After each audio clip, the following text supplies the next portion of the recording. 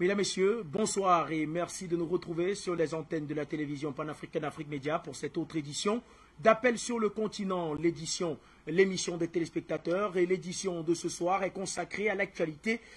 Tout d'abord, l'actualité africaine avec les élections à venir du côté de la France. Le président français Emmanuel Macron arrive en fin de mandat. On fera avec nos invités le bilan de cette candidature, on va le dire comme ça, à la tête de la France d'Emmanuel Macron, qui va très certainement postuler pour être réélu à la tête de ce pays. Comment les relations se sont entretenues durant tout le mandat précédent du président français Emmanuel Macron? Quelles relations a-t-il entretenues avec l'Algérie, avec le Mali, avec d'autres pays africains francophones, également avec les pays non francophones du continent africain? Nous en parlerons avec vous et nos invités, chers téléspectateurs. En deuxième partie d'émission, on reparlera bien sûr de cette élection du président Macky Sall à la tête de l'Union africaine, présidence tournante. Le président sénégalais remplace donc Félix-Antoine Tshisekedi, président de la République démocratique du Congo à la tête de l'Union africaine. Quels sont les grands défis qui attendent le président sénégalais? Nous en parlerons avec vous et nos invités dans cette nouvelle édition d'Appel sur le continent. Tout d'abord, nous sommes avec notre géopoliticien Luc Michel, qui est en direct de Bruxelles avec nous ce soir. Bonsoir et bienvenue Luc Michel. À vous, Wafo, avant de parler de tous ces sujets, vous savez qu'actuellement, c'est le grand dossier de la tension entre l'OTAN et l'Ukraine, et je fais une fois de plus l'actualité sur le dossier Ukraine-Russie. Vous savez qu'en 2014, j'ai organisé le référendum du monitoring international du référendum du rattachement de la Crimée de Sébastopol à la Fédération de Russie. J'ai à ce moment-là, contre l'OTAN, le Parlement européen et l'OSCE, j'ai emmené 148 parlementaires, dont des parlementaires belges. Il y avait notamment le président de la Commission des Affaires étrangères du Parlement flamand. En Ukraine, nous avons mis KO les Occidentaux. Une des conditions de la validité de ce référendum, c'était justement qu'il y ait cette mission internationale. Le Parlement européen, parmi tous ces grands groupes, avait interdit aux parlementaires européens de se déplacer. Nous avons contourné l'obstacle. J'ai reçu à ma grande surprise ce matin une convocation sur commission rogatoire des Ukrainiens transmise par le parquet belge de Bruxelles, par le procureur du roi Metz. J'ai reçu une convocation pour me présenter comme témoin et m'expliquer sur le référendum. Précisons que la commission rogatoire est émise par le parquet ukrainien de Sébastopol, ce qui est un faux et usage de faux, puisque la Crimée aujourd'hui c'est la Russie depuis mars 2014 précisément, que c'est le procureur général russe de Sébastopol qui est compétent et le parquet général russe. C'est donc un faux et un usage de faux. Que les Ukrainiens veulent limiter les libertés politiques d'un citoyen belge, citoyen irréprochable, je n'ai même pas une condamnation pour roulage à mon casier judiciaire, c'est déjà scandaleux. Ce qui est encore plus scandaleux, c'est qu'un procureur du roi de Bruxelles, Merckx, et la police judiciaire et le parquet de Bruxelles participent à cette farce judiciaire et avalisent ce qui est un faux et usage de faux. Il n'y a pas de commission rogatoire venant de Sébastopol, puisque nos amis russes, évidemment, sont compétents, et que c'est eux qui m'avaient confié, en mars 2014, le Parlement, précisément, de Crimée et de Sébastopol, l'organisation du monitoring du référendum.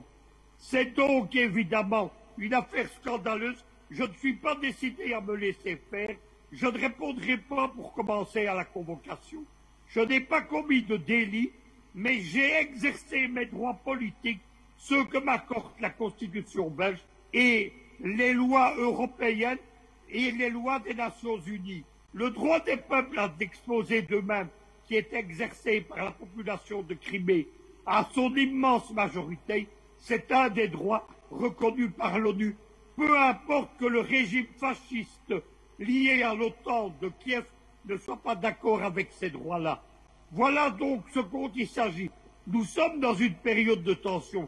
Tous les jours, l'OTAN Les Français, on va en parler. Macron qui est à Moscou aujourd'hui. Tous les jours Macron, tous les jours les Américains, tous les jours l'OTAN multiplie les provocations. Ceci vis-à-vis de moi, c'est une nouvelle provocation. Elle ne sera pas tolérée. Pour avoir consulté la convocation, vous êtes donc attendu chez le procureur le 22 février prochain. Étant donné la position, bien sûr, de la France, puisqu'on parle bien sûr de la France et de la politique étrangère du président français Emmanuel Macron, on le sait, il est très impliqué du côté de l'Ukraine contre la Russie dans le dossier Crimée. Est-ce que, d'après vous, étant donné vos positions, vous pensez que Paris aurait bien sûr joué un rôle dans cette convocation? Bien entendu, vous devez savoir que lorsque j'ai organisé le monitoring en Crimée en mars 2014, j'ai eu plus de 20 000 attaques contre moi, articles de presse, émissions de télévision, émissions de radio. Les plus grands médias, notamment Arte et la Deutsche Welle et la RTBF, qui est la télévision belge, m'ont attaqué. À l'époque déjà, on voulait m'imposer des sanctions, ce qui est tout à fait illégal. Un pays ne peut pas sanctionner ses propres concitoyens. J'ai eu des interpellations au Parlement belge, au Bundestag allemand, qui ont été menées par le groupe des Verts, on les appelle les Verts kaki. Et les Français, eux, ne m'ont pas attaqué politiquement. Comme ils l'avaient déjà fait au moment de la chute de Kadhafi en 2011, vous savez que j'étais en pointe, j'étais désigné par Tripoli, président de la plateforme des associations en défense de la Libye. J'ai défendu Tripoli. J'ai organisé une conférence de presse à Tripoli internationale en Libya, la seule qui a eu lieu. Et les Français se sont attaqués à moi par ce qu'on appelle la juridiction Al Capone. C'est-à-dire qu'on m'a attaqué en matière fiscale. On a tenté de mettre une de mes sociétés en faillite et on a tenté évidemment de me ruiner. Ça n'a pas marché parce que mes avocats et moi-même, nous sommes compétents. Nous avons obtenu des tribunaux belges, ce qui est exceptionnel, que la faillite soit annulée, bien entendu. Et depuis, on me fait des ennuis fiscaux en Belgique, mais sur demande du Quai d'Orsay. C'est cela la réalité des Français. Ils parlent des droits de l'homme, de la démocratie, de la liberté d'opinion, etc. En réalité, ce sont des gens qui emploient des méthodes de barbouze contre leurs adversaires. Mais je tiens déjà à vous le dire, j'ai prévenu le parquet d'aujourd'hui, je ne me présenterai pas à la convocation. Je suis un citoyen honorable, j'ai un casier judiciaire vierge, même pas une condamnation pour roulage, j'ai exercé mes droits politiques, je l'ai fait en compagnie de parlements belges, dont le président de la commission des affaires étrangères du Parlement flamand, qui est une personnalité de premier plan.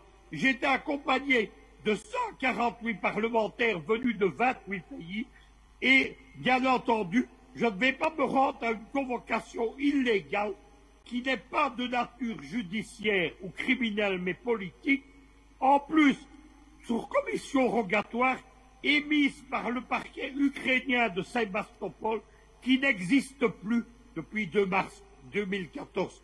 Le seul parquet qui existe, c'est le parquet russe de Sébastopol, dépendant du parquet général de Moscou.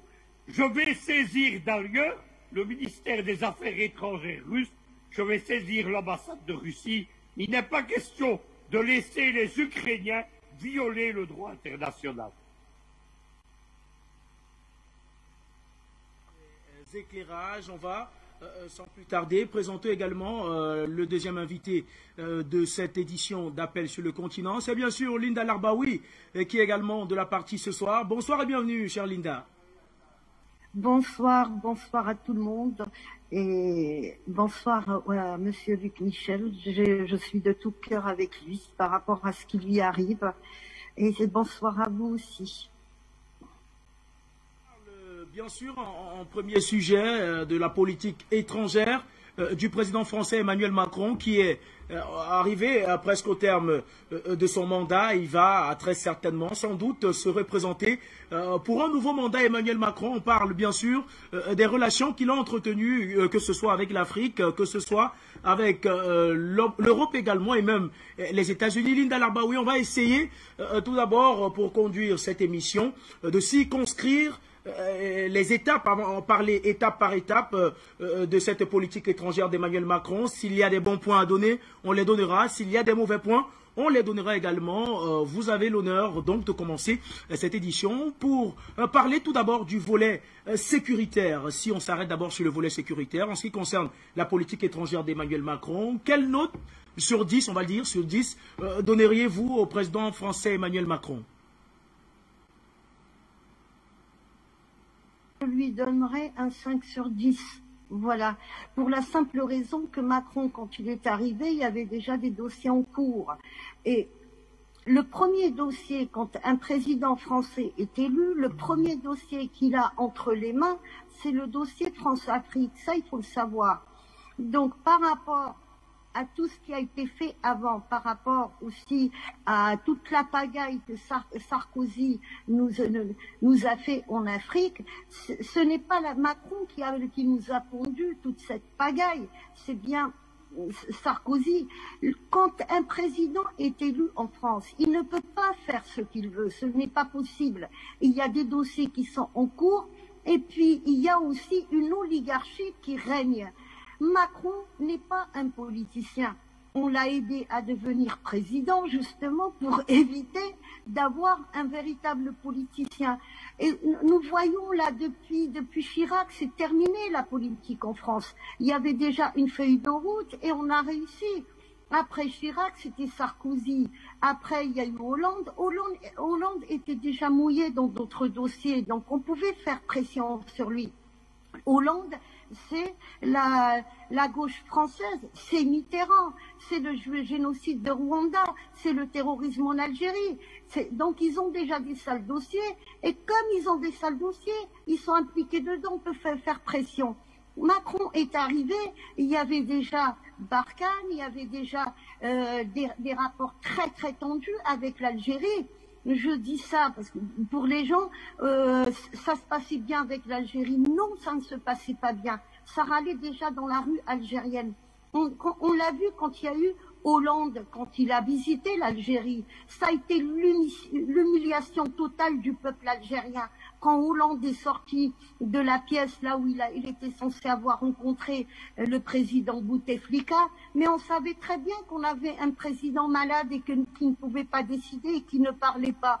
Pour que Hollande sorte, et les images sont existantes encore sur YouTube, et il nous dit: je me suis entretenu avec monsieur Bouteflika, monsieur le président, c'est un homme épatant, c'est un homme intelligent, mais il s'était entretenu avec qui finalement? C'est ça, ça a été l'humiliation et c'était le début de la rupture avec la France. Je parle par rapport au peuple, parce que quand le Hirak est arrivé, eh ben c'était complètement la fin. Donc Macron a hérité de tout ce dossier. Peut-être qu'il essaye, parce qu'on voit qu'il y a une volonté de vouloir changer les choses, mais est-ce qu'il est manipulé? Est-ce que c'est lui qui essaye d'avancer? Ça, on verra ça tout au long de l'émission. Macron ne peut pas se défaire de la France-Afrique. Il est tombé dans ce piège à un moment où la Russie est revenue, la Chine, elle est puissante, elle est numéro 1 au niveau des investissements, l'Inde aussi, la Turquie et les États-Unis qui ne veulent plus de la France, l'Algérie qui exige aujourd'hui et qui décide et qui ne veut plus qu'on décide pour elle, le Mali qui se révolte et qui chasse l'ambassadeur de France, le Burkina, le peuple essaye de reprendre à travers ceux qui ont fait le coup d'État, si on peut l'appeler comme ça. Moi, je ne suis pas d'accord avec ce terme, mais il y a tout ça. Macron a hérité de ce dossier. Les Français n'ont pas vu la chose venir. Aujourd'hui, ça leur explose dans la gueule. Ça leur explose en plein visage. Hier soir, je suis arrivée à Paris et mon fils est passé me voir. C'est très marrant. Première question qu'il me pose, il me dit, maman, pour qui je vais voter? Il me dit, on s'est réunis avec des amis et souvent je t'entends dire, en France, on vote contre quelqu'un, on vote pas pour quelqu'un. Il me dit, j'aimerais bien que tu mettes dans ça. Donc vous voyez la jeunesse d'aujourd'hui qui a 30 ans, qui a 25 ans, qui a 40 ans, comment elle pense. Donc Macron a divisé la France comme son prédécesseur et comme Sarkozy aussi. Aujourd'hui, il est piégé, il essaye d'avancer, mais est-ce qu'il va vouloir avancer avec l'Afrique ou sans l'Afrique? Eh ben ça, c'est aux oligarques qui gèrent derrière de décider. Macron, vous l'avez dit, a été élu par une certaine oligarchie. D'ailleurs, cela se dit également du côté de la France. Est-ce que vous pensez que si c'est François Fillon qui avait été élu, parce qu'on le sait, François Fillon était celui qui était pressenti pour être le futur président de la République. Il a été écarté de la course à la présidentielle. Cela a eu le bénéfice de profiter à Emmanuel Macron qui a pu battre Marine Le Pen. Est-ce que, d'après vous, si François Fillon avait été élu, les choses allaient se passer autrement?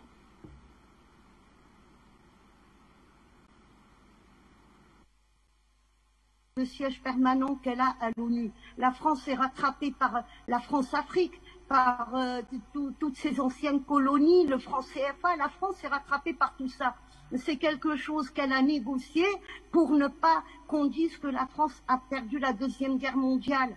C'est ça la véritable histoire. C'est qu'aujourd'hui, le Français parle il parle de toute cette dégringolade, mais il est dans le déni total. On ne veut pas en France qu'on leur dise que celui qui a fait le fiasco de ce que vit la France aujourd'hui, c'était le général de Gaulle. Ils ne veulent pas le concevoir. Pour eux, c'est un héros et ça restera un héros. Et tant qu'ils pensent comme ça, il y a une influence qui se fait sur les présidents élus. Donc, et il y a une influence aussi à travers tous ces oligarques. Ils exploitent ce créneau. Ils exploitent cette publicité. À chaque fois qu'on est à l'approche d'élections, ça y est, on nous ressort tous les mérites de la France alors qu'elle n'a aucun mérite. La France n'a pas fait d'exploit. Aucun exploit n'a été fait pendant la guerre. En 8 jours, les Allemands étaient à Paris. Mais comment se fait-il ? C'est que personne n'avait pris les armes pour les arrêter. Et c'est ça la réalité. Donc aujourd'hui, que ça soit Macron ou quelqu'un d'autre, ou même si ça avait été Fillon, c'est pareil. Il n'y a plus de politiciens en France. On a fait le vide. Je n'arrête pas de le dire. C'est une réalité. On peut critiquer Fabius, on peut critiquer Mitterrand, on peut critiquer Chirac, on peut critiquer Alain Juppé, mais c'était des véritables politiciens. Ils ont fait c'est des énarques d'accord, mais ils ont grandi dans la politique et ils ont évolué dedans. Aujourd'hui, ce n'est plus le cas, c'est fini tout ça. Prenez toute la liste de ceux qui vont se présenter là, il n'y en a aucun qui est un véritable politicien. Donc aujourd'hui, la France est rattrapée réellement par son histoire. Et elle ne veut pas faire face à son histoire. Les Français, il y a quelques années, ils auraient pu dire, tiens, on va changer de politique et on part sur d'autres relations avec l'Afrique. Non, ils l'ont pas fait. Les Français, comme d'autres pays de l'Occident, ils ont aidé à ce qu'on égorge l'URSS à l'époque. Et qu'est-ce qu'ils ont fait? Eh bien, ils ont aidé les États-Unis à régner dans ce monde seul. Ils se sont alignés derrière. C'est que la France est un État vassal comme l'Allemagne, comme les autres pays, aligné derrière les Américains, aller mourir pour la cause américaine, soi-disant la démocratie dans le monde. Et puis on voit que les États-Unis, ils ont les marchés, ils pillent le pétrole, ils ont ils s'accaparent de tout, et l'Europe s'appauvrit. C'est ça la réalité. Et une fois que les Américains terminent avec la chose, ils se cassent et puis ils laissent les autres se débrouiller. On l'a vu il n'y a pas longtemps en Afghanistan. Ils ont planté tout le monde, ils se sont barrés. Et bien, aujourd'hui, les Européens, ils ne peuvent, notamment la France, parce qu'on parle de la France, ils ne peuvent s'en vouloir qu'à elles-mêmes. Il y avait un joker qui était l'URSS. et qui arrivaient à tenir un certain équilibre dans le monde. Ils ont participé à le détruire. Et aujourd'hui, ils se rendent compte que les États-Unis ont pris le monopole sur tout et eux, ils sont mal vus. C'est le cas de la France. Et aujourd'hui, il y a des mauvais, même si Macron est en Russie aujourd'hui, les Russes ne feront plus confiance. Les Russes ne font pas confiance, tout comme les Algériens ou comme les Maliens. Il peut y avoir des relations, mais ça sera des relations avec beaucoup de prudence. Alors Macron, Fillon, ou Tartampion, Marine Le Pen, Zemmour, ce que j'ai répondu à mon fils hier, j'ai dit on est en train de pousser Zemmour à gagner les élections. J'aimerais bien voir ça, parce qu'il sera face à la réalité. Il continue dans cette trajectoire et dans ce discours fasciste, nazi, c'est la guerre civile en France. C'est la guerre civile, c'est ça. Et on est au bord d'une guerre civile, en France et aux États-Unis. Croyez-moi. Merci à vous, Linda Larbaoui, pour ces interventions. Luc Michel, je vous retrouve donc. À Ouagadougou, Emmanuel Macron avait un discours tranché, un discours radical. Il annonçait la fin ou en quelque sorte une révolution des relations entre la France et l'Afrique. Est-ce que d'après vous, au jour d'aujourd'hui, on peut dire qu'il y a eu révolution, Luc Michel? Dans l'indulgence de Linda, je mets 0 sur 20 à Macron. Mais avant, je voudrais dire un mot. Que ce soit François Hollande ou Macron, ils sont les représentants des réseaux américains en France, et notamment de la French American Foundation, qui encorsette toute la vie publique. C'est la raison pour laquelle ils ont évité, par des moyens de barbouze, ils ont éjecté François Fillon. François Fillon, c'est un ami de Vladimir Poutine. Il siège aujourd'hui au conseil d'administration de Gazprom avec l'ancien chancelier allemand Schröder.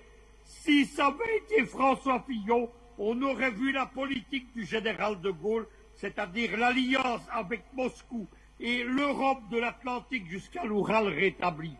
Maintenant, le Times, il y a quelques jours, a dit de Macron que son arrogance n'avait égal que sa stupidité. C'est la vérité. Il y a quelques semaines, un livre fondamental est sorti. Il s'appelle Le déclassement français. Ce déclassement français, c'est l'œuvre de Macron, de Le Drian et de Madame Parly et de tous ces nullards de la politique. Ce déclassement français ne concerne pas seulement l'Afrique, le Centrafrique, le Mali, l'Algérie ou l'Afrique centrale. Il concerne le Proche-Orient, le Liban et la Syrie. Il concerne également l'océan Pacifique. Qu'est-ce qui s'est passé au Proche-Orient? Lorsque j'ai conduit en 2013 la première mission de parlementaire de l'Union européenne en Syrie, j'ai été reçu en invité d'honneur au Parlement de Damas. À ce moment-là, j'ai voulu parler anglais et on m'a demandé, comme un honneur, m'ont-ils dit, que je leur parle en français. Aujourd'hui, c'est terminé, on débat en anglais, on ne parle plus français au Parlement de Damas. Il y a 2 ans, Macron a voulu jouer le proconsul et détruire le Liban.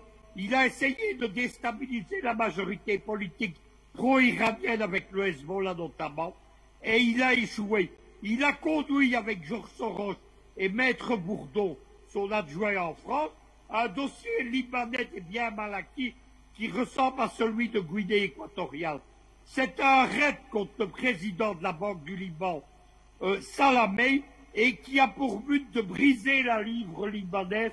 Voilà ce qu'a fait Macron. Macron est détesté au Liban, il est détesté en Syrie, et lorsque le Charles de Gaulle, le porte-avions dont ils sont si fiers, navigue au large des côtes du Liban, il est intégré à une flottille de la 6e flotte américaine. Macron a également perdu ses alliés au sein de l'OTAN. Il s'est fâché avec les Italiens en Libye, il s'est fâché avec les Turcs à Chypre, en Grèce, en Libye, en Syrie. Voilà ce qui se passe. Il a même réussi un exploit. Lorsqu'il devient président en 2017, Macron est le gendarme de l'Afrique. Donald Trump dit de lui qu'il est le shérif de l'Afrique sur la base française de Djibouti. Eh bien, en 2019, les anglo-saxons, Londres et les États-Unis, ils lancent le Brexit et ils éjectent de la CEDEAO les Marocains, Alassane Ouattara et Macron, qui veulent faire de la CEDEAO la France-Afrique 2.0. Ça, c'est encore perdu. Ils ont perdu la Centrafrique et le Mali, alors qu'ils y étaient tout puissants politiquement. Ils ont perdu la Libye. Là, en Libye, les Américains ont remplacé la France par les Turcs, qui ont reconquis le pays avec l'aide des djihadistes d'Idlib. Tout cela, c'est l'œuvre de Macron. Macron, c'est un nulard prétentieux. Il a mal géré le Covid. Il a mal géré l'économie française. Lui qu'on présentait comme un petit Jérémie, on disait que c'était un crack de la finance. En fait, de crack, on a un crack économique. Voilà ce qui est en train de se passer partout. Au sein même de l'Europe, bien entendu. Les Allemands ne veulent plus de la France. Les Italiens ne veulent plus de la France. L'Espagne n'en veut plus non plus. Désespérément, Macron croit qu'il est encore en 2010 ou en 2015. Il se rattache au projet américain en Afrique. Ça ne se passe plus. Rappelez-vous, pour terminer, la question de la vente des sous-marins en Australie. Il devait vendre pour 45 milliards d'euros de sous-marins nucléaires à l'Australie. Le marché a été raflé au nez à la barbe des Français par Joe Biden et les Américains. Mais le plus grave, c'est que les Américains, ils organisent l'OTAN du Pacifique. On appelle ça le Quad, avec notamment l'Australie et le Japon. La France, qui pourtant a un domaine maritime de plusieurs milliers de kilomètres carrés dans le Pacifique, elle a été éjectée de cette OTAN du Pacifique. Elle n'est plus prise en compte. Donc le déclassement français, c'est une réalité. Moi, je parle d'échec de déclassement géopolitique. La réalité, c'est tout cela. Et l'auteur de ce déclassement, c'est Macron. Tous les autres ne valent pas mieux. Linda a raison. Que ce soit Zemmour, que ce soit Marine Le Pen, que ce soit Mélenchon, qui tous participent aux opérations du Quai d'Orsay, tous participent dans cette nostalgie d'une France qui n'existe plus. Il ne s'agit pas de choisir pour qui on va voter ou contre qui on va voter. Moi, je prône à toutes les élections l'abstention révolutionnaire. Aux dernières élections, 60% des Français n'ont pas été votés. Lorsque le président français sera élu par 10 ou 15%, et on y court, aux dernières élections européennes, il y a eu 10% d'électeurs en Tchéquie. Lorsqu'il y aura 10 ou 15% d'électeurs en France, la légalité française aura perdu sa légitimité. L'affaire des sous-marins que vous avez évoquée à l'instant, est-ce que vous partagez l'avis de ceux-là qui pensent que ce marché a été ravi justement aux Français par les Américains à cause des échecs multiples de la France du côté de l'Afrique en ce qui concerne la sécurité? On l'a vu échouer devant la Russie en République centrafricaine, on l'a vu mordre la poussière du côté du Sahel, autant pour moi. Est-ce que d'après vous, vous pensez que ces échecs répétés de la France en matière de sécurité sur le continent africain sont liés à ce marché qui a été ravi par les Américains? C'est-à-dire que la France était le gendarme de l'Afrique et l'allié principal militaire des États-Unis. On l'a vu notamment en Syrie en 2015-2016. Tant que le shérif, comme disait Trump, de la ville, il assurait l'ordre dans la ville. À partir du moment où la France a perdu la guerre du Sahel, c'est pas moi qui le dis, c'est Marc-Antoine Pérouse de Monclos, un homme proche du think tank Saint-Simon, le think tank de Le Drian. À partir de ce moment-là, les Américains ont décidé de remplacer les Français, notamment par les Turcs en Afrique et par les Allemands en Europe.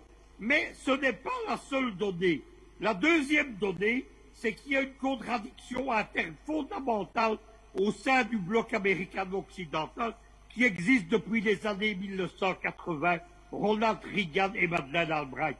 La contradiction interne, c'est que l'allié géopolitique et militaire principal, c'est-à-dire les pays européens de l'OTAN, c'est l'adversaire économique, c'est la guerre économique USA et CEA à l'époque, Union européenne aujourd'hui, c'est la guerre financière du dollar contre, bien entendu, l'euro, et bien entendu, c'est la guerre de Trump contre les intérêts français et allemands.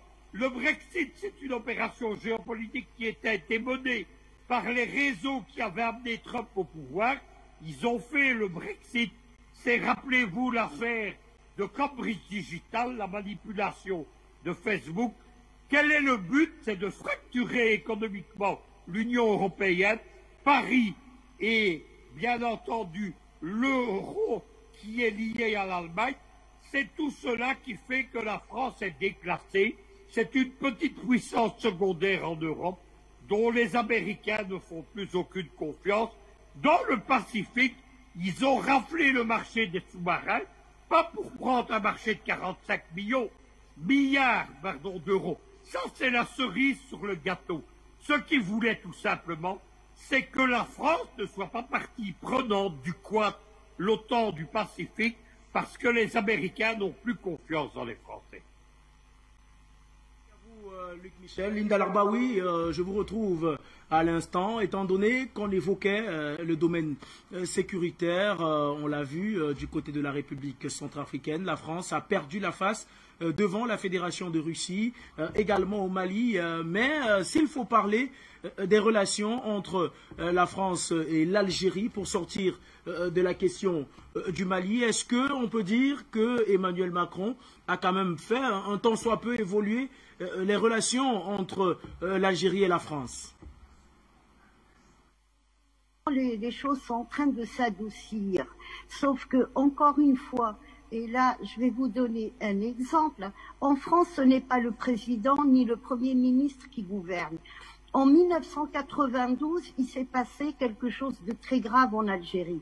Nous avons eu le président algérien, Boudiaf, paix à son âme, qui avait été tué par les islamistes devant toutes les caméras. Mais parallèlement à ça, il y a eu un fait très très grave en France que les gens oublient aujourd'hui. Pierre Bérégovoy, qui était Premier ministre, et apparemment il était, parce que des choses se sont dévoilées depuis 92, il était contre la nouvelle France-Afrique. Il a été également tué et on nous a appris qu'il s'est suicidé. Il y a une dizaine d'années, sa femme a fait exhumer le corps. Eh bien, on ne peut pas se suicider avec 2 balles dans la nuque. Ce n'est pas possible. Donc, là déjà, ça prouve que on ne peut pas gérer, on ne peut pas gouverner, on ne peut pas, il faut marcher avec la mafia qui est derrière tout ça. Pendant la guerre d'Algérie, ces oligarques étaient là et ils se sont montrés. C'est eux qui ont créé l'OAS, c'est eux qui ont organisé le putsch et ça continue. Si je prends le cas de la Yougoslavie, quand il y a eu le massacre de Srebrenica, le général Morillon, alors là, peut-être que M. Luc Michel le sait, mais le général Morillon était avec les putschistes en 59. Il était avec les généraux putschistes de l'Algérie. Donc, qu'est-ce qu'il fait cet homme-là encore dans l'armée française jusqu'au point d'avoir le grade de général et on le retrouve carrément dans le centre de la Yougoslavie pour éclater tout ce pays. Donc il y a une politique derrière la politique que nous voyons. Il y a une autre réalité. Ce n'est pas le président qui gouverne. Il marche avec eux. S'il ne marche pas, il dégage. C'est comme ça que ça se passe. J'ai été très proche de certaines personnes et je sais de quoi je parle et je peux dévoiler. Et quand on me questionne, je réponds par rapport à ce que j'ai entendu. J'ai passé 3 soirées avec Valérie Pécresse dans le domaine de mon travail. Lagarde, où elle est, Christine Lagarde? Pourquoi elle a disparu des écrans? Donc il y a des gens comme ça, un jour ils disparaissent. Mais ils disparaissent pas parce qu'ils ont arrêté leur carrière politique. Ils disparaissent parce qu'ils dérangent. Et quand ils dérangent de trop, on sait comment ça se passe. On sait très bien comment ça se passe. Comme Bérégovoy, on a vu comment ça s'est passé. Donc ça, c'est pour remettre un petit peu les choses en place telles que moi je les vois. Et je les ai vécues aussi. Après, dans le Sahel, la politique française n'a pas voulu évoluer. La France se tient à sa place comme un pays qui veut continuer à exploiter, qui ne veut rien savoir. On veut continuer à exploiter les centrales nucléaires parce que l'uranium ne coûte pas cher, alors qu'en réalité, ils sont en train de se faire dégager. La relation avec l'Algérie, elle a changé complètement aujourd'hui. Il y a eu un bras de fer et tout le monde avait parié à ce que l'Algérie tombe comme les autres pays pendant le Hirak, elle tombe dans son printemps arabe. Sauf que tous ceux qui ont parié avaient oublié que l'Algérie avait vécu en 1988 son printemps arabe, qui nous a coûté 10 ans de guerre civile. Donc il fallait surtout pas qu'on tombe dedans. Nous qui avons vécu le 5 octobre 88, nous sommes sortis à la place de nos enfants pour leur dire restez en arrière, c'est à nous, où nous avons des comptes à régler. Et nous savons qui est le coupable. Le coupable, tout à l'heure, j'avais publié sur le mur d'une amie panafricaniste, le mur de 19 personnes qui sont classées dans le terrorisme, tout ça. Sur les 19, il y en a 13 qui sont en France. Et sur les 13, il y en a 13 qui sont réclamés par l'Algérie, notamment Mourad Dhina. Mourad Dhina, c'est lui qui avait recruté Abdul Hakim Belhadj avec l'équipe de Rached. Et les créateurs de l'organisation Rached, il y a l'Arbi Zito, je donne des noms. Il y a aussi Rachid Mesli, il y a un avocat, il y a aussi Anwar Malek.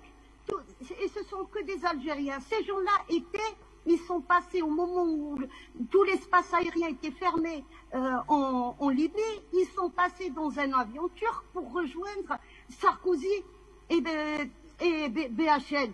Donc, ces gens-là, l'Algérie les réclame, mais la France ne veut pas les donner. Elle ne veut pas les donner. Donc, et ce bras de fer, il continue. Tant que nous n'avons pas ces gens-là qui ont notamment commandité la mort du président Boudiaf, ça ne s'arrêtera pas. C'est terminé. La France, si elle veut continuer à travailler avec l'Algérie, il l'a dit, le ministre des Affaires étrangères, quand il a été interviewé par France 24, il l'a bien dit, nous réclamons des choses, c'est notre dû. Les archives que réclame l'Algérie, ce sont des archives antérieures à la colonisation, auxquelles la France n'a aucun droit. Donc, et puis, quand il a été questionné par rapport justement au clandestin, c'est bizarre, il a très très bien répondu en disant que la France veut nous donner les clandestins qu'elle veut et garder ce qu'elle veut. Il y a des gens qui sont dangereux pour l'Algérie. Et bien ce passage, France 24 l'a enlevé. Quand on l'écoute maintenant sur YouTube, il n'y a pas ce passage-là. Donc là aussi, il faut que les Français revoient un petit peu leur politique. Il n'y a pas que le président. Je suis sûre qu'on peut ramener un ange et le mettre président en France. S'il ne suit pas la politique de ses prédécesseurs, eh ben, il va dégager.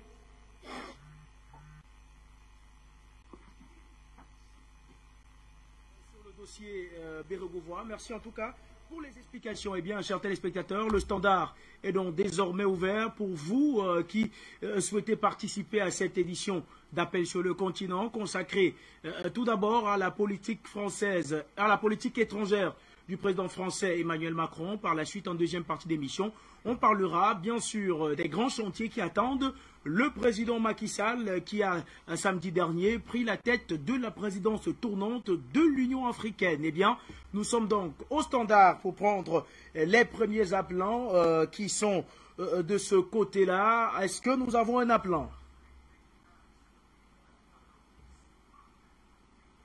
Eh bien, le temps que nos appelants se préparent, Luc Michel, je vais donc revenir vers vous pour continuer à évoquer cette politique étrangère du président français Emmanuel Macron. Il faut le dire, du côté du Sahel, Macron et la France ont mordu la poussière, mais du côté de l'Algérie, il faut quand même aussi souligner que de nombreux analystes algériens et observateurs de la scène politique s'accordent à dire que de tous les présidents français, Emmanuel Macron est celui qui a le plus fait évoluer les relations entre la France et l'Algérie. Est-ce que vous êtes d'accord avec ce point de vue-là? Bien avec son arrogance, et en plus il a tenté de dévier le Irak en révolution de couleur anti-algérienne pilotée par Paris.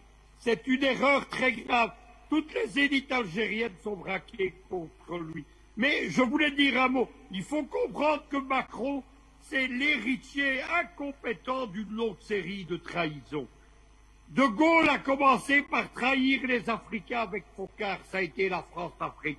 Mitterrand et Chirac, ils ont trahi leurs alliés historiques, la Russie et la Serbie-Yougoslavie. Je connais très bien le dossier yougoslave dont Linda a parlé parce que mon bras droit, c'est le général d'armée Tomasevic qui vit maintenant à Bruxelles. C'est mon bras droit. Il a été l'aide de camp de Tito et de Milosevic. À la fin de sa carrière militaire, il s'occupait des renseignements militaires en Yougoslavie. Il connaît très bien l'affaire des casques bleus, le général Morillon. Il connaît bien l'affaire de Srebrenica, qui est une provocation des casques bleus. La France, elle est responsable d'avoir non seulement détruit l'Union soviétique, mais détruit son allié, la Yougoslavie. Maintenant, aujourd'hui, la France se retrouve seule. Elle est détestée un peu partout et elle croit qu'elle a encore des amis et qu'elle représente quelque chose. J'étais ce matin sur un débat sur Presse TV, la télévision d'État iranienne, sur le déclassement français, justement le même sujet que celui-ci, et j'étais avec un ami français, d'ailleurs bien pensant, pro-iranien, anti-sioniste, etc., mais il m'a sorti en direct que le général de Gaulle avait été trahi dans, je le cite, son œuvre africaine. Il ne savait pas que le général de Gaulle, c'était le conceptueur avec Foccart de la France-Afrique. C'est cette longue liste d'échecs, de trahison et de déclassement qui se termine avec aujourd'hui Macron. Aujourd'hui, Macron est à Moscou. Vous allez voir les sourires méprisants de Vladimir Poutine. Macron veut jouer au euro. Il veut se donner une stature internationale. Il croit qu'il va obtenir quelque chose, des engagements, dit-il, des Russes, alors que c'est les Russes qui demandent l'engagement que l'Ukraine n'entre pas dans l'OTAN. Il prétend éviter la guerre en Ukraine, mais tous les jours, l'armée ukrainienne bombarde les populations civiles du Donbass, c'est-à-dire qui sont des populations russophones. Cela est inacceptable en Russie. Les positions de l'OTAN, de Macron, mais aussi de leurs complices d'Ankara et de Berlin, parce que tous les gens de l'OTAN, que ce soit les Turcs d'Erdogan, ou les Allemands, ou les Français, ou les Américains, ils sont tous d'accord dans le soutien à l'Ukraine et dans la politique contre la Russie. Macron n'a pas compris qu'il va perdre son temps à Moscou et qu'il va en sortir encore plus déclassé. Les Américains, d'ailleurs, ne sont pas contents de cette visite à Moscou. Il y avait ce matin un coup de fil de Joe Biden à Macron, justement. C'était un coup de fil très sec pour lui rappeler ses engagements, soutenir l'Ukraine, ne pas lâcher l'Ukraine et tenir l'agenda politique de l'OTAN. Il n'y a pas de marge de manœuvre pour une politique à la De Gaulle à l'Est ou en Amérique latine ou en Asie. Ça, c'est terminé définitivement depuis la fin de la guerre froide.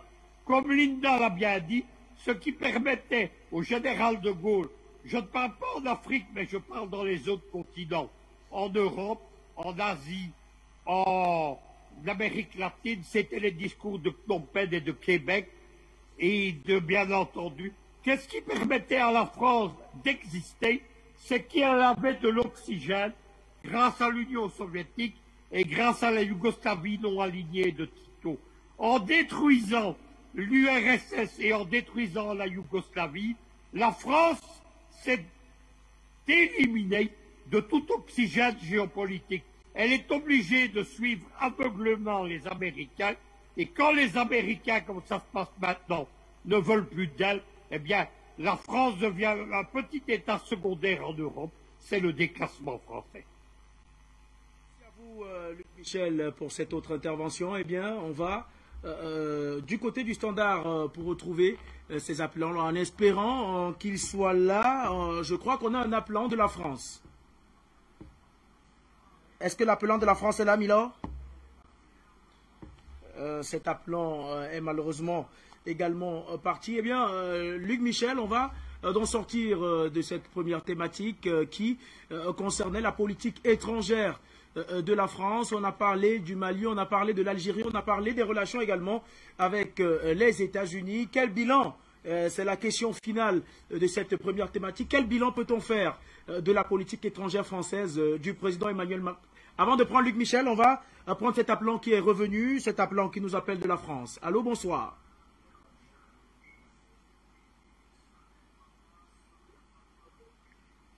Allô?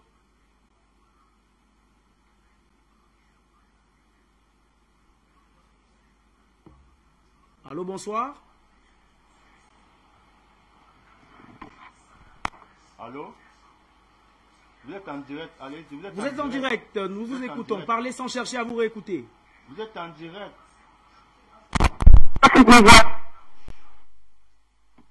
Bonsoir Afrique Média.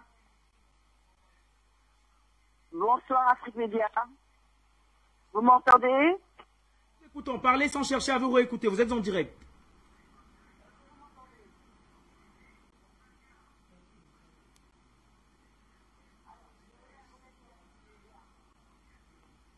Bravo. Que ça passe. Bravo. Afrique Média. Afrique Média. Vous êtes en direct, madame, nous vous écoutons. Vous êtes en direct. Je suis ravi. Je dis à mon peuple africain, vous avez maintenant le vrai visage de la France-Afrique. La France-Afrique qui s'écroule. La France-Afrique qui s'écroule. Qui est en train de faire feu de tout bois. C'est terminé la France-Afrique. C'est fini. Je dis à tous mes amis panafricains, nous avons fait du bon travail. Il faut continuer. Maintenant, dégager la France de toute l'Afrique occidentale à jamais. Je suis fier. Fier pour le Mali. Fier pour le Burkina Faso. Fier pour la Centrafrique. Vous ne pouvez pas savoir qu'en 6 ans de combat, pour enfin arriver à ouvrir les yeux, le mental de l'Afrique noire, vous avez compris pourquoi vos malheurs. Merci maintenant de continuer le combat. Dégagez la France, ses ambassades et compagnie. C'est terminé. Vous mettez une grosse croix. Fini. Terminé à jamais la France-Afrique. Africa Noire et Dom-Tom, c'est terminé. S'il vous plaît, continuez le combat. La France est écroulée. Quoi qu'elle fasse, quoi qu'ils disent, elle est déclassée sur le monde international. Tout le monde a compris son jeu criminel depuis 700 ans africains. Depuis 700 ans les Dom-Tom. Depuis 700 ans les Afro-Américains. C'est terminé, c'est terminé. Voilà ce que j'ai à dire. Je suis debout, je suis fier des 36 ans de combat ont abouti. Merci, merci, et j'en ai pas fini. Merci à Fouché Média, merci au Bon Africain, merci à Mandakani, merci à Kémy Seba, merci à toute la jeunesse africaine, toute la jeunesse africaine. Je vous aime, je vous embrasse. Continuez. Merci beaucoup. Merci à vous également, chère madame, d'avoir tenu à apporter votre contribution. On va rester au standard, peut-être pour prendre un autre appelant. Non, il n'y a pas d'appel. Eh bien, retournons sur le plateau avec vous, Luc Michel, pour sortir de cette première thématique. Quel bilan peut-on faire de la politique française du président Emmanuel Macron, qui est presque arrivé en fin de mandat? Pas globalement négatif, il est totalement négatif. Les Français font croire qu'ils ont encore une mission dans le monde, ils appellent ça la mission civilisatrice. Lorsque vous écoutez Macron, mais aussi Zemmour, mais aussi Pécresse, mais aussi Marine Le Pen, mais aussi Mélenchon, ils vous expliquent qu'il y a une grandeur française. Ce qu'ils ne se rendent pas compte, c'est que la France n'a plus que des domestiques, des sous-préfets français comme Bazoum, ou Alassane Ouattara ou le roi du Maroc. Mais la France est détestée à Bangui, elle est détestée à Bamako, elle est détestée à Tripoli, elle est détestée à Beyrouth, elle est détestée à Damas, elle est détestée à Canberra en espagnol. C'est cela le bilan totalement négatif de Macron. Il a réussi à rendre la France insupportable. Lorsque les gens disent que son arrogance n'a d'égal que sa stupidité, regardez-le avec son sourire amusé, avec son sourire méprisant. Revoyez les vidéos du sommet de Montpellier avec les jeunes Français. Ce sourire méprisant, il explique simplement que la France s'est rendue insupportable au monde. Même le duo franco-allemand qui vertébraient l'Union européenne, il n'en reste que des ruines, tout simplement parce que la France, justement, elle a éliminé ce qui lui permettait d'exister, les soviétiques, les Français, mais aussi leurs héritiers russes ou serbes. Demandez à Poutine, demandez à Vučić ce qu'ils pensent de la France. Eux regardent vers le bloc de l'Est, ils regardent vers la Chine, ils regardent vers Téhéran. J'oubliais dans les gens qui détestent la France, il y a l'axe de la résistance, c'est-à-dire les partis pro-iraniens au Yémen, en Irak, au Liban, au Bahreïn, également en Gaza, également allez voir les médias d'État comme Presse TV iraniens. On y vomit Macron et la France quotidiennement. Voilà ce qui se passe. Macron restera celui qui a achevé l'impérialisme français.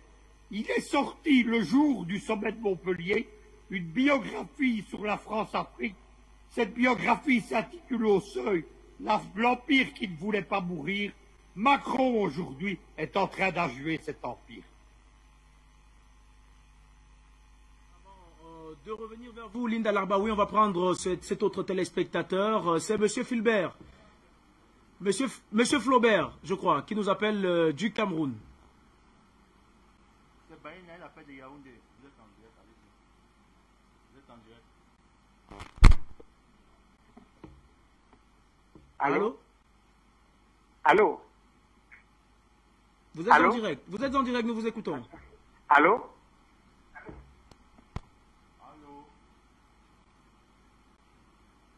Vous êtes en direct, nous vous écoutons, allez-y. Conscience africaine. Vous faites un travail merveilleux, monsieur. Nous, on vous en fait gré. À propos de la politique, du bilan de la politique étrangère de Macron, je crois que c'est une politique, il n'y en a même pas eu. Hein. C'est une navigation à vue, par de petits moments d'énervement, sur fond d'arrogance et de mépris, de condescendance même. L'exemple malien est là pour nous montrer les limites des prétentions d'un petit État, d'une puissance régionale. Parce que ce que vous devez reconnaître, ce que vous devez, les journalistes, qu'est-ce que la France? La France est un petit pays de 68 000 habitants, millions d'habitants, pour la plupart des gens de troisième âge, qui a des prétentions hégémoniques au-delà de ses moyens, de ses ressources. Aujourd'hui, il est obligé de recourir aux États très lointains comme la Lettonie, la Hongrie, la Bulgarie, pour venir envahir le Mali. Ça nous rappelle 1884, 1885. Cela est inacceptable. Donc, quand vous voyez comment la France agite aujourd'hui, elle vibrionne comme un petit virus. Et il y a de noter que c'est le déclin de la France-Afrique. Mais sa capacité de nuisance reste quand même considérable. Faut pas sous-estimer, parce qu'il occupe encore des positions de rang dans certains pays africains, notamment en Afrique centrale. Donc, merci beaucoup pour tout ce que vous faites pour nous, pour l'Afrique, pour les Africains. La politique de Macron, c'est une catastrophe pour l'État français et du pain béni pour les Africains, parce qu'on doit assommer le dernier coup pour vaincre définitivement cette petite puissance aussi. Je vous remercie. Bonsoir.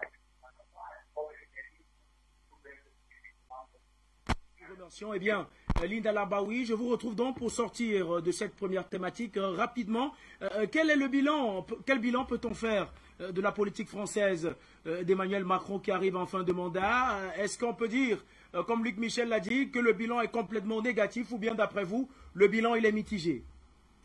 Ça dépend où on se positionne. Si on parle de la France, c'est catastrophique. Il n'y a pas de politique. Il n'y a pas eu de politique du tout. Maintenant, si on parle pour nous, Africains, c'est vrai que le bilan est positif. Toutes les erreurs qui ont été commises en France, ça nous a aidés. Notamment l'histoire que M. Luc Michel a abordée, que la France a essayé de détourner le Hirak. Les Français, ils étaient stupides dans le coup, parce que les Algériens ne font jamais la même erreur. Ce qui s'est passé, je vous le dis rapidement, en 2018, au mois d'octobre, Saïd Bouteflika, le frère du président Bouteflika qui avait spolié le pouvoir, est venu en France. et il a cru que personne ne savait. Il est venu en France et il a négocié que c'est lui qui allait représenter et remplacer son frère. Et il était décidé justement de provoquer un printemps, une manifestation grandiose. Les gens sortent, il n'y a plus de 5e mandat et c'est son frère qui se représente. Et les Algériens, les services secrets algériens, qui étaient très au courant de ce qui s'est passé, ils ont profité de l'occasion, ils ont laissé faire justement. Et ils ont tiré la couverture pour eux. C'est-à-dire que c'est les Algériens, les services secrets algériens, qui ont utilisé ce que la France voulait faire au profit de l'Algérie. Et c'est pour ça que je dis souvent, tout le monde avait parié que l'Algérie allait tomber par rapport au Hirak, et c'est tout le contraire qui s'est passé.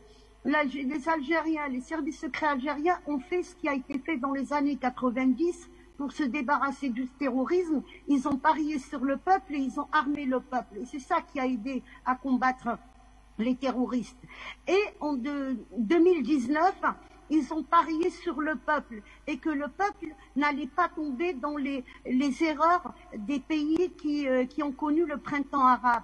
Et ils avaient raison. On n'est pas sorti pour détruire notre pays, nous étions sortis pour que notre pays se débarrasse de toute la pègre qu'il y avait en place mise par la France.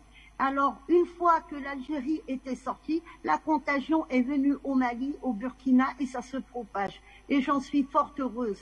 Et il faut rester allié à son armée. Merci à vous, Linda Larbaoui, pour ces mots de fin. En tout cas, en ce qui concerne cette première thématique, on va, sans plus tarder, aller faire un tour du côté de la réalisation, prendre une transition rapide qui va nous amener à notre deuxième sujet.